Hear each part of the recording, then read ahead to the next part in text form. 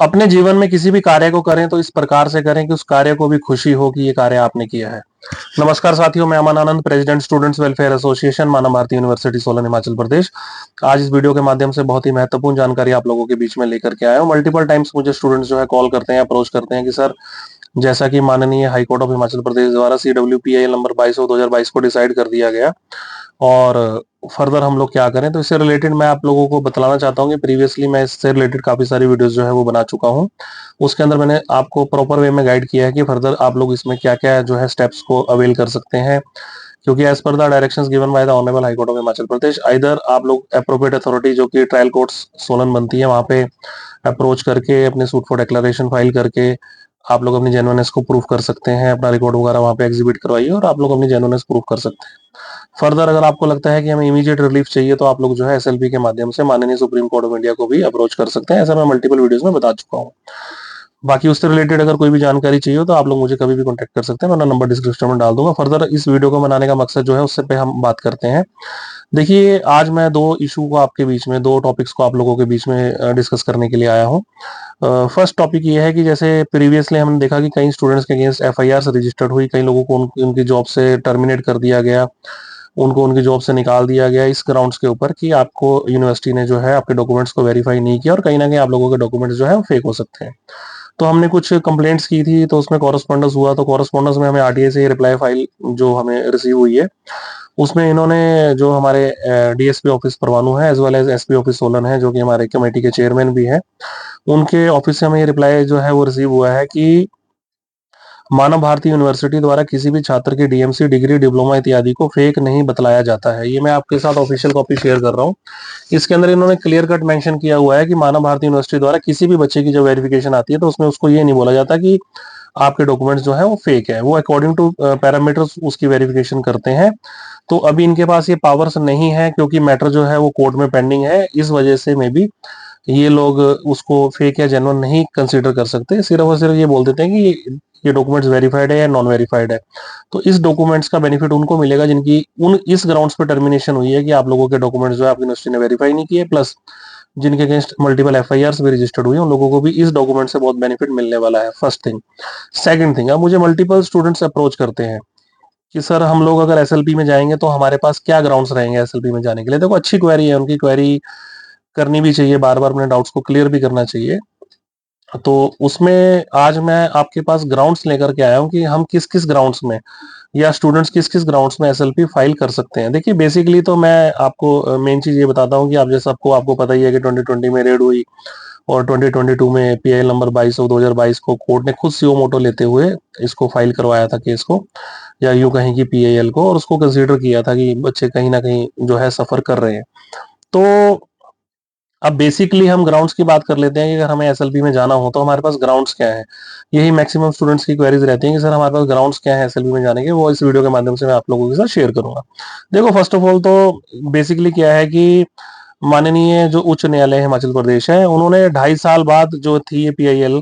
उसको खारिज कर दिया था कि जो है इसमें विवादित प्रश्न है और उन पर निर्णय लेने का अधिकार उनके पास नहीं है। तो मैं इसको आप लोगों को हिंदी में एक्सप्लेन करके बनाता हूँ, जो हमने ग्राउंड्स बना रखे हैं SLP के लिए, मैं हिंदी में एक्सप्लेन करता रहूंगा ताकि आप लोगों को समझ आता रहेगा। देखो, फर्स्ट ऑफ ऑल तो उच्च न्यायालय ने 2.5 साल बाद जनहित याचिका को यह कहते हुए खारिज कर दिया कि विवादित प्रश्नों पर निर्णय देने का अधिकार उसके पास नहीं है। कि जो डिस्प्यूटेड क्वेरीज थी कि बच्चा इस पैरामीटर में फुलफिल कर रहा है, इसमें नहीं कर रहा है, पैरामीटर्स कईयों ने चैलेंज किए, कईयों ने नहीं किए, या कमेटी ने पैरामीटर्स को डिसाइड कर दिया, उनको वो कह रहे हैं कि जो डिस्प्यूटेड क्वेश्चंस थे उसमें डिसीजन लेने की पावर जो है हमारे पास नहीं है। ये उन्होंने अपने जो ऑर्डर में लिखवाया था, ठीक है।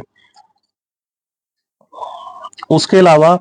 जो सेकंड पॉइंट था जो हमने हाईलाइट किया है, इसमें दावा किया गया था कि जो रिस्पोंडेंट यूनिवर्सिटी है, यानी कि मानव भारती यूनिवर्सिटी है, ठीक है, मतलब अगर उन्होंने किसी स्टूडेंट को वहां पे एडमिशन दी है and after giving the admission उन्होंने अपना कोर्स सक्सेसफुली कंप्लीट किया है, और अगर उसको वो डिग्री नहीं दे रहे हैं या उसके डॉक्यूमेंट्स को जेन्युइनली वेरीफाई नहीं कर रहे हैं किसी भी ग्राउंड्स के ऊपर कि हमारा मैटर जो है वो कोर्ट में पेंडिंग है या हम तो इस पैरामीटर के अकॉर्डिंगली करेंगे, तो देखो, रिस्पोंडेंट तो बेसिकली यूनिवर्सिटी ही बनती है ना। तो उसमें जो है आपके जो आर्टिकल 14, 19 एंड 21 का भी उसके अंदर वायलेशन होता है। कि अगर आपने स्टूडेंट को एडमिशन दी है और जब वो आपके पास डॉक्यूमेंट्स लेने के लिए आ रहा है तो आप उसमें ये प्ली ले रहे हो कि आप पैरामीटर को फुलफिल नहीं कर रहे हो, आपका नाम यहाँ नहीं है, आपका नाम वहाँ नहीं है। इवन ये चीज हमें उस टाइम पे भी देखने को मिली थी जब एडमिनिस्ट्रेटर अपॉइंट हुए थे as per the directions of the state government, और उनकी सुपरविजन में कई बच्चों के जो थे 4, 5, 6, 7, 8, 9, 10 छः छः सात सात तक सेमेस्टर्स उनकी सुपरविजन में उन्होंने कंडक्ट करवाए, और बाद जब वो फाइनल डिग्री लेने गए तो उनको ये पैरामीटर्स की प्ली दे दी गई कि आप लोग पैरामीटर्स को फुलफिल नहीं करते, उनसे फीस ले ली गई, उनकी क्लासेस लगवाई गई, उनको एग्जाम्स कंडक्ट करवाए गए, उनके रिजल्ट इशू किए गए, but at the time of final decree उनको बोल दिया गया कि आप पैरामीटर्स को फुलफिल नहीं करते, जो कि वायलेशन है आर्टिकल 14, 19 एंड 21 का। ये मेन ग्राउंड्स हैं। उसके अलावा मैं आपको एक्सप्लेन कर देता हूँ। जो आर्टिकल 226 है उसके तहत उच्च न्यायालय का क्षेत्र अधिकार उच्च न्यायालय के अनुच्छेद 226 यानी कि आर्टिकल 226 के तहत याचिकाओं पर विचार करने का क्षेत्र अधिकार प्राप्त है, भले ही तथ्यों के प्रश्नों को निर्धारित करने की आवश्यकता हो, और वह तथ्य और कानून दोनों के मुद्दों पर विचार कर सकता है। मतलब जो आर्टिकल 226 है उसके अकॉर्डिंगली इनके पास पावर्स थी कि डिस्प्यूटेड क्वेश्चंस को वो रिजॉल्व कर सकते थे, स्टूडेंट्स की लाइफ को डिस्ट्रॉय करने से बचा सकते थे, उनका टाइम वेस्ट नहीं कर सकते थे 2.5 साल तक। ये आर्टिकल 226 में इनके पास पावर्स थी। उसके अलावा आगे हम डिस्कस कर लेते हैं। यदि न्यायिक सिद्धांतों के साथ विवेकाधीन की शक्ति, यदि इस अधिकार क्षेत्र का प्रयोग विवेकाधीन है लेकिन यह ठोस न्यायिक सिद्धांतों पर आधारित होना चाहिए। अगर ये विवेक में लेके मतलब कि विवेक में लेकर अगर इसमें हम डिसीजन नहीं ले पाते तो आर्टिकल 226 में भी इनके पास पावर थी कि उसको ये जो इनके पास, जैसा कि इन्होंने ऑर्डर में भी लिखवाया था कि जो डिस्प्यूटेड क्वेश्चंस है उसको रिजोल्व कर सकते थे, पैरामीटर्स को रिलैक्स कर सकते थे। जरूरी नहीं था कि जो स्टेट ने अपने एफिडेविट्स फाइल किए थे कि हम इन पैरामीटर्स के अकॉर्डिंगली इनको वेरीफाई कर रहे हैं, तो माननीय हाई कोर्ट जरूरी नहीं कि उनको स्टैंप आउट कर देता कि ठीक है यही पैरामीटर्स के अकॉर्डिंगली आप वेरीफाई करो। ये पैरामीटर्स में रिलैक्सेशन भी दे सकते थे, जैसे कि हमने प्रीवियसली भी पीआईएल में कई मल्टीपल एप्लीकेशंस जो थी हमने मूव की थी कि either the name of the petitioner or the students available in a green sheet or a disclosure list, he or she may be considered as a genuine student because उसका examination record available है, उसके gazettes available है, उसका examination attendance record available है, green sheet या disclosure list में एक जगह पर उसका नाम अवेलेबल है। तो आप उसको ये मत बोलें कि ये बच्चा जेन्युइन नहीं है, उसने जेन्युइनली अपनी स्टडी कंप्लीट की है, उसका सारा रिकॉर्ड अवेलेबल है। बट अगर नेग्लिजेंसी यूनिवर्सिटी एंड पे है, उन्होंने ग्रीन शीट प्रॉपर्ली मेंटेन नहीं की या इन द फॉर्म ऑफ डिस्क्लोजर उसको एचपीपीईआरसी के साथ शेयर नहीं किया, तो उसकी गलती का खामियाजा स्टूडेंट्स को ना भुगतना पड़े, एटलीस्ट आप ये रिलैक्सेशन भी दे सकते हैं। ये आर्टिकल 226 में इनके पास पावर्स थी। आगे हम लोग डिस्कस कर लेते हैं। ये गाइडलाइंस है, मैं बता देता हूँ आपको। उच्च न्यायालय द्वारा किसी भी याचिका को केवल इसलिए खारिज करना उचित नहीं है क्योंकि इसमें तथ्य के विवादित प्रश्न शामिल है, क्योंकि न्यायालय के पास ऐसे तथ्यों को निर्धारित करने का क्षेत्र अधिकार है। मतलब आर्टिकल 226 के अंदर इनके पास इतनी पावर्स हैं कि जो डिस्प्यूटेड क्वेश्चंस हैं उनको ये सेटल डाउन कर सकते हैं, कि अगर ये क्वेश्चंस रेज आउट हो रहे हैं तो अपनी पावर्स को यूज करके उनको सेटल डाउन कर सकते थे अगर ये करना चाहते तो। उसके बाद में आपको बताया था कि ऐसे मामले जहां पर विवादित तथ्य शामिल हो, विशेष रूप से दोनों पक्षों के हित में, उच्च न्यायालय को याचिका पर विचार करना चाहिए, हलफनामे मांगने चाहिए और पक्षों को अलग अलग मुकदमा दायर करने के निर्देश देने की बजाय याचिका पर सुनवाई करनी चाहिए। जैसे कि माननीय हाई कोर्ट ऑफ हिमाचल प्रदेश द्वारा पिटिशनर या स्टूडेंट्स को ये डायरेक्शंस दी गई कि आप लोग अप्रोप्रिएट अथॉरिटी को अप्रोच करो, बजाय अप्रोप्रिएट अथॉरिटी को अप्रोच करने के इनको उनसे हलफनामे मांगने चाहिए थे, स्टेट से, यूनिवर्सिटी से, सबसे, और इस याचिका को डिसाइड करना चाहिए। तो यहाँ पे एक चीज मैं आप लोगों के बीच में और डिस्कस करना चाहता हूँ कि बेसिकली जब 2022 के अंदर ये जो पीआईएल फाइल हुई थी, बेसिकली उस टाइम पे जो हमारे माननीय चीफ जस्टिस साहब थे उनको स्टूडेंट्स ने एक लेटर लिखा कि ऐसे ऐसे हमारा जो है डिस्प्यूट है और हमें डॉक्यूमेंट्स अवेलेबल नहीं हो रहे हैं, इशू नहीं हो रहे हैं, वेरीफाई नहीं हो रहे हैं, इस पे काइंडली कंसीडर किया जाए। तो 2022 में जो पीआईएल नंबर 22 ऑफ 2022 कोर्ट ने खुद सीओ मोटो लेकर के उसको फाइल किया after the fight of 2.5 years, 2.5 साल के बाद वही कोर्ट ये कैसे बोल सकती है कि ये पीआईएल मेंटेनेबल नहीं है। ये चीज वो 2.5 साल पहले भी बोल सकते थे कि ये पीआईएल मेंटेनेबल नहीं है, जबकि कोर्ट ने खुद सीओ मोटो लिया था, कोर्ट ने खुद संज्ञान लेकर के पीआईएल फाइल की थी। माननीय हाई कोर्ट ऑफ हिमाचल प्रदेश द्वारा सीओ मोटो लेकर के पीआईएल को फाइल किया गया था। आफ्टर 2.5 years माननीय कोर्ट ने डायरेक्ट डायरेक्शंस देने की बजाय ये कैसे बोल दिया कि ये पीआईएल मेंटेनेबल नहीं है? अगर ये मेंटेनेबल नहीं थी तो उस टाइम पे सीओ मोटो लेके इसको कैसे फाइल कर दिया गया? इंपॉर्टेंट पॉइंट है ये, ठीक है। उसके अलावा मैं फर्दर आपसे डिस्कस कर लेता हूँ पॉइंट्स को, जो हमने पॉइंट्स बनाए हुए हैं। बेसिकली जो था, जो पीएल नंबर 22/2022, अब तो वही रिलेट कर रही है सबके साथ, है ना, क्योंकि वही ग्राउंड था कमेटी कॉन्स्टिट्यूट होने का, वही ग्राउंड था पैरामीटर सेट होने का, और वही ग्राउंड था कहीं ना कहीं वेरिफिकेशन सेट करने का, है ना, या वेरिफिकेशन को करने का। तो बेसिकली क्या था कि एक अगर क्वेश्चन होता है रेजोन, तो उसमें क्या होता है कि जो बेसिकली अगर हम लोग एसएलबी में जाते हैं तो 226 के तहत, आर्टिकल 226 के तहत जो शक्तियां उच्च न्यायालय के पास थी, ठीक है, उनको उन्होंने प्रॉपरली यूज नहीं किया। और उसके अलावा जो यूनिवर्सिटी ने डिग्रीज इशू करनी थी स्टूडेंट्स का कोर्स कंप्लीट कराने के बाद, उन्होंने उसके आर्टिकल्स की जो है वो वायलेशंस करी, ठीक है। और उसके अलावा जो आर्टिकल 226 है वो माननीय उच्च न्यायालय को यह भी अधिकार क्षेत्र देता है, मैं आपको पढ़ के सुनाता हूँ, जब तथ्य संबंधी प्रश्नों को निर्धारित करने की आवश्यकता होती है तो अनुच्छेद 226 के तहत उच्च न्यायालय का अधिकार क्षेत्र स्वयं ही समाप्त नहीं हो जाता है, तथा उसके पास तथ्यात्मक और कानूनी दोनों मुद्दों पर सुनवाई करने की शक्ति होती है। और उसके अलावा मैं बता देता हूँ कि न्यायालय हमेशा पक्षों को अलग मुकदमे में भेजने के लिए बाध्य नहीं होते हैं। भी अगर आपके पास पीआईएल होगी तो आर्टिकल 226 में आप उसको या तो डिसाइड करो, ठीक है, आप उसमें बाध्य नहीं कर सकते कि आप लोग अदर अप्रोप्रिएट अथॉरिटीज को जाके अप्रोच करो। न्यायालय हमेशा पक्षों को अलग मुकदमे में भेजने के लिए बाध्य नहीं होते, केवल इसलिए कि रिट याचिका में तथ्यात्मक विवाद उत्पन्न हो जाता है। उचित मामलों में रिट याचिका में मौखिक साक्ष्य भी लिया जा सकता है, मतलब वर्बल, अगर आपको कोई एविडेंस दे रहा है, जैसा कि हम लोग स्टूडेंट्स को रिप्रेजेंट करते थे, हम बार बार बोलते थे कि जैसे फाइनल स्टेज के ऊपर केस में हमारे माननीय रजिस्ट्रार साहब के द्वारा एक टेबुलेटेड फॉर्म के अंदर जो था उन्होंने डाटा पेश किया, उसमें भी उन्होंने बोला कि ग्रीन शीट में इसका नाम है, डिस्क्लोजर लिस्ट में इसका नाम नहीं है, या ये पैरामीटर इन पे एप्लीकेबल नहीं होते हैं, या इसके ऊपर एप्लीकेबल नहीं है। हमने कई चीजें वहां पे, कई फैक्ट्स हमने वर्बली भी रखे, ऑन फाइल रिकॉर्ड के साथ भी रखे, ऑफिशियल रिकॉर्ड के साथ भी रखे, कि ये लोग बोल रहे हैं कि आपका कोर्स एचपीपीईआरसी से अप्रूव होना चाहिए। एचपीपीईआरसी तो एस्टेब्लिश ही 2012-13 में हुई है, वो 2009 से लेकर 12-13 तक के कोर्सेज को कैसे अप्रूव कर देगी, ये कंडीशन जो है इनको रिमूव करनी चाहिए। उसके अलावा हमने इनको पॉइंट आउट किया कि डिस्क्लोजर लिस्ट को in the form of green sheet को, sorry, in the form of disclosure share करना यूनिवर्सिटी की रिस्पॉन्सिबिलिटी है। यूनिवर्सिटी ने खुद लिख के दे रखा है कि हमारी रिस्पॉन्सिबिलिटी है, तो उनकी रिस्पॉन्सिबिलिटी फिक्स होनी चाहिए। आप उनको पेनलाइज करो, उनको फाइन करो, उनको पेनल्टी करो,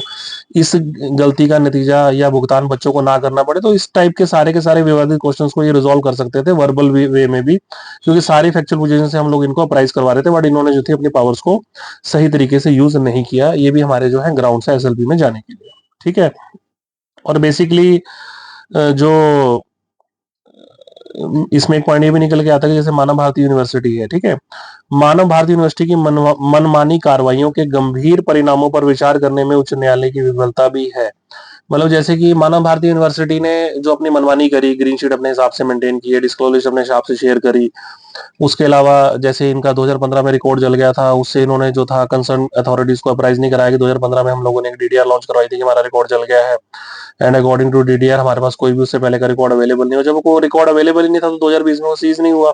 जो चीज सीज ही नहीं हुई और अवेलेबल रिकॉर्ड के साथ कैसे आप कनेक्ट कर सकते हो कि बच्चों के डॉक्यूमेंट्स आपके पास है नहीं है, रिकॉर्ड है नहीं है? देखो वो सारी चीजें होती हैं, ठीक है। तो जो इनकी नेग्लिजेंसीज थी, इनको पेनलाइज करना चाहिए था, इनको पेनल्टी देनी चाहिए थी, जो इन्होंने एफोर्डेबल्स वगैरह इनसे लेने चाहिए था, तो उसकी प्रोसीडिंग अंडर आर्टिकल 226 ये लोग कर सकते थे। बट ऐसा करने में जो थे माननीय हाई कोर्ट जो थी विफल रही। ये ग्राउंड्स हम लोग ले सकते हैं, ठीक है। उसके अलावा जो मेन पॉइंट है कि आर्टिकल 226 के तहत अपनी शक्ति के बावजूद हस्तक्षेप करने में उच्च न्यायालय की अनिच्छा, यहाँ तक कि जब उपचार मौजूद है, को चुनौती दी गई, क्योंकि मानव भारती यूनिवर्सिटी की कार्रवाई संवैधानिक अधिकारों का उल्लंघन है। जो हमारे कॉन्स्टिट्यूशनल राइट्स है ना, जो उनकी उन्होंने कार्रवाई करी, उन्होंने जिस प्रोसीजर के थ्रू एडमिशन ली, प्रॉपरली रिकॉर्ड मेंटेन नहीं किया, स्टूडेंट्स की लाइफ को जो है डिस्ट्रॉय कर दिया, वो सारा का सारा जो है वो वायलेशंस आती हैं इसके अंदर। तो ये सारा कुछ ये हमारे पास जो है ग्राउंड्स हैं, ठीक है ना। तो बेसिकली क्या होता है कि मॉरल ऑफ द स्टोरी ये है कि अंडर आर्टिकल 226 जो पावर्स हमारे माननीय हाईकोर्ट ऑफ हिमाचल प्रदेश को थी, उन्होंने उसको प्रॉपरली जो था स्टूडेंट्स को रिलीफ देने के लिए उसको यूज नहीं किया। सबसे मेन बात है कि जब फाइनल ऑर्डर पास हुआ तो उसमें उन्होंने ये बोला कि ये जो हेरिटेज जो है या पीआईएल है, सॉरी, ये पीआईएल है जो ये मेंटेनेबल नहीं है। अगर ये मेंटेनेबल नहीं थी तो इसको 2022 में खुद कोर्ट ने सीओ मोटो लेके इसको फाइल किया। उस टाइम पे ये मेंटेनेबल थी, इसमें हियरिंग्स भी हुई, 2.5 years इसके अंदर प्रोसीडिंग्स चली, और फाइनल स्टेज के ऊपर जब एक पर्टिकुलर रिलीफ चाहिए था, जो डिस्प्यूटेड क्वेरीज थी, डिस्प्यूटेड क्वेश्चंस थे, बेसिकली हुआ क्या कि कमेटी ने पैरामीटर सेट कर दी, स्टूडेंट्स ने पैरामीटर को चैलेंज कर दिया। मेन पैरामीटर रिलैक्सेशन की डिमांड थी वो डिस्प्यूटेड क्वेश्चन जो हम इन the form of legal way बोलते हैं। तो अगर वो डिस्प्यूटेड क्वेरीज थी तो पैरामीटर में कोर्ट जो थी आर्टिकल 226 में इनको रिलीफ दे सकती थी, स्टूडेंट्स को अपनी पावर्स को यूज कर सकती थी, या कमेटी ने जिन बच्चों को वेरीफाई कर दिया उसके अलावा जो सेकंड डिस्प्यूटेड लिस्ट थी उसको भी अप्रूव कर सकती थी, बजाय इसके कि जब ऑलरेडी आपके पास मैटर पेंडिंग है फ्रॉम लास्ट 2.5 years, आप ये डायरेक्शन देने की कि आप लोग अप्रोप्रिएट अथॉरिटी को अप्रोच करो, उसमें खुद ही आप कुछ संज्ञान लेते हुए जो उसके अंदर डिस्प्यूटेड क्वेरीज थी उसको रिजोल्व कर सकते थे। एटलीस्ट इन उन लोगों के लिए कर सकते थे जिनका जो 6 out of 5 पैरामीटर्स को फुलफिल करते थे, जिनके टोटल मार्क्स का इशू था, जिनके नेम करेक्शंस का इशू था, उस पावर्स को वो लोग यूज कर सकते थे। और बेसिकली यहाँ पे एक क्वेश्चन ऑफ लॉ ये भी हाईलाइट होता है या रेज होता है, जिसको हम बोलते हैं कि बेसिकली अगर अगर हम कोई भी कॉरेस्पॉन्डेंस करते हैं, ठीक है, बेसिकली लास्ट हियरिंग पे मुझे अभी तक याद है कि डीएसपी परमाणु वहां पे अपीयर हुए थे, तो उन्होंने ये कहा था कि अगर हम लोग करेक्शंस करते हैं, क्योंकि मैटर जो है वो अंडर ट्रायल है लोअर कोर्ट्स में, अगर हम उसमें कोई भी करेक्शंस करते हैं, जैसे कि टोटल मार्क्स की करेक्शंस करते हैं, नेम करेक्शन करते हैं, तो उसके अंदर हमें अपना केस प्रूव करने में दिक्कत आएगी। तो जब मैटर अंडर ट्रायल है, अभी अंडर ट्रायल चल रहा है मैटर, सिविल सूट अभी पेंडिंग है बच्चों के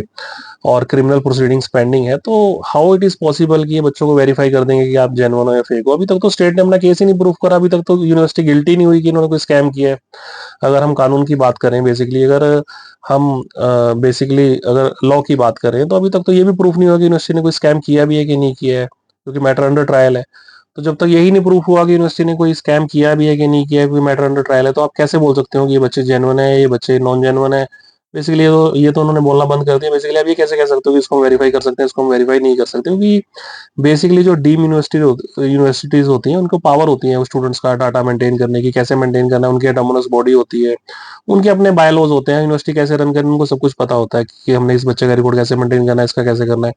वो वेरिफिकेशन की पावर्स भी उनको होती है। तो बेसिकली पैरामीटर्स बना देने, बेसिकली वो पैरामीटर्स बना देने जिनको फुलफिल करने की रिस्पॉन्सिबिलिटी स्टूडेंट्स की है ही नहीं। हम डे वन से बोलते आ रहे हैं, मल्टीपल मीटिंग्स में, मल्टीपल हियरिंग्स में हम डे वन से बोलते आ रहे हैं, अगर आपने स्टूडेंट को वेरीफाई करना है, उसके अटेंडेंस रिकॉर्ड से वेरीफाई करो, उसके अटेंडेंस एग्जामिनेशन अटेंडेंस रिकॉर्ड से वेरीफाई करो, उसके एग्जामिनेशन गजट से उसको वेरीफाई करो, उसके टीचर से उसको आइडेंटिफाई करवाओ कि ये बच्चा यहाँ पे आता था कि नहीं आता था, उसके क्लासमेट से आइडेंटिफाई कराओ कि ये बच्चा यहाँ पे आता नहीं था कि आता था,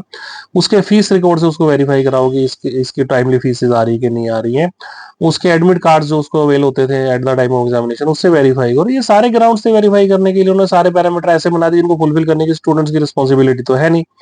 बेसिकली अगर किसी एक ने गलती करी, चलो यूनिवर्सिटी एंड पे अभी मैटर तो अंडर इन्वेस्टिगेशन है या अंडर ट्रायल है, अगर यूनिवर्सिटी ने गलती की भी थी तो उसकी जो सजा है वो छात्र क्यों भुगते हैं? बेसिकली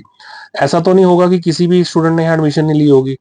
अगर हम स्टेट की बात मान लेते हैं 1 मिनट के लिए, ऐसा तो नहीं है कि कोई भी स्टूडेंट यहाँ पढ़ने नहीं आता था, ऐसा तो कोई नहीं आता कि यहाँ पे कोई स्टाफ मेंबर पढ़ाने नहीं आता था, ऐसा तो है नहीं कि यहाँ के रिजल्ट पब्लिश नहीं होते थे, ऐसा तो था नहीं कि इनके कोर्स अप्रूव नहीं थे, सब कुछ था ना, स्टूडेंट्स भी आते थे, स्टाफ भी आता था, कोर्स भी अप्रूव। और सबसे मेन देखो क्वेश्चन ऑफ लॉ ये बनता है यहाँ पे कि यार ऐसे ऐसे स्टूडेंट्स भी हैं जिनके फर्स्ट से लेके लास्ट सेमेस्टर तक under the supervision of administrator हुए हैं, which is appointed by the government of Himachal Pradesh. या कई स्टूडेंट्स के कोर्सेज ऐसे हैं जिनके फर्स्ट सेकंड थर्ड सेमेस्टर के बाद रेस्ट ऑफ द जितने भी सेमेस्टर्स थे वो under the supervision of administrator हुए हैं, उनका एग्जाम्स आप लोगों ने कंडक्ट करवाए, उन लोगों का रिजल्ट आप लोगों ने पब्लिश किया, उन लोगों से आपने फीस ली, तो उन लोगों के भी आप लोगों ने डॉक्यूमेंट्स नहीं दिए, आप उनको स्टेज वन पे कह देते कि हम लोग तो आपको कुछ दे ही नहीं सकते हैं। ये सारे के सारे वायलेशंस है ना, ये सारी की सारी वायलेशंस को लेकर के हम लोग एसएलबी में जा रहे हैं, बच्चों को रिप्रेजेंट कर रहे हैं वहां पे कि सारी की सारी वायलेशंस हुई हैं। स्टेट कैसे बोल सकती है कि इस बच्चे ने यहाँ पे पढ़ाई नहीं की है जबकि उसका सारा का सारा ऑफिशियल रिकॉर्ड अवेलेबल है? स्टेट कैसे बोल सकती है कि डिस्क्लोज लिस्ट में नाम नहीं है तो इस बच्चे को हम वेरीफाई नहीं करेंगे? स्टेट कैसे बोल सकती है कि इसका डिस्क्लोज लिस्ट में नाम की जगह किसी और का चला गया तो इस वजह से बच्चे की गलती है। स्टेट कैसे बोल सकती है कि ये जो डॉक्यूमेंट इनके पास वेरिफिकेशन के लिए आ रहे हैं वो जेन्युइन है या फेक है? ठीक है, स्टेट कैसे बोल सकती है कि इस बच्चे का एडमिशन सही है कि गलत है? ये सारे के सारे जो क्वेश्चनिंग्स थी, रिस्पॉन्सिबिलिटी फिक्स होनी चाहिए थी यूनिवर्सिटी की। यूनिवर्सिटी बताती कि ये बच्चे ठीक हैं या गलत हैं। बेसिकली किसी भी थर्ड पार्टी का रोल तो इसमें होना ही नहीं चाहिए था। तो काफी सारे जो मेजर पॉइंट्स हैं, कुछ वो मैंने आपसे शेयर कर दी, कुछ तो हम लोग सोशल मीडिया के माध्यम से शेयर भी नहीं कर सकते। बट हाँ, ये मैं आप लोगों को गारंटी देना चाहता हूँ कि आप लोग एसएलपी फाइल कीजिए, किसी के भी थ्रू कीजिए, हमारी हेल्प के थ्रू कीजिए या डायरेक्ट कीजिए, एसएलपी फाइल कीजिए। आप लोगों को जो भी हेल्प चाहिए हम लोग आप लोग की हेल्प करेंगे। 929 आप लोग हमें कॉल कर सकते हैं। मैं अपनी टीम मेंबर्स का नंबर आपको डिस्क्रिप्शन में दे दूंगा, आप लोग उनको कांटेक्ट कर सकते हैं। वो आपकी वेरिफिकेशन में, आपकी केस रिलेटेड कोई भी क्वेरी में, स्पोर्टिंग डॉक्यूमेंट्स में वो लोग आपकी हेल्प करेंगे। और सेकंड थिंग, बच्चे पूछते थे कि सर सिविल सूट्स का क्या स्टेज है? देखो, सिविल सूट्स जितने भी हमने सूट फॉर डिक्लेरेशन फाइल किए हुए हैं सारे के सारे जो है फास्ट ट्रैक में चल रहे हैं। मल्टीपल केसेस या मैक्सिमम केसेस मैं कहना चाहूंगा कि उसमें एप्लीकेशन की स्टेजेस आ चुकी हैं, तो एज सुन एज पॉसिबल उन बच्चों को भी रिलीफ मिल जाएगा। तो कहीं ना कहीं जिन लोगों को अभी भी डाउट्स हैं, देखिए कि हम लोग अपने डॉक्यूमेंट्स को वेरिफिकेशन करवाएं ना करवाएं, देखिए करवा लेना चाहिए। एक स्टेप अप होना चाहिए आपको कि इन फ्यूचर अगर कोई गलती हो या आपको कोई समस्या हो, उससे पहले आपके पास उसका समाधान होना चाहिए। ठीक है,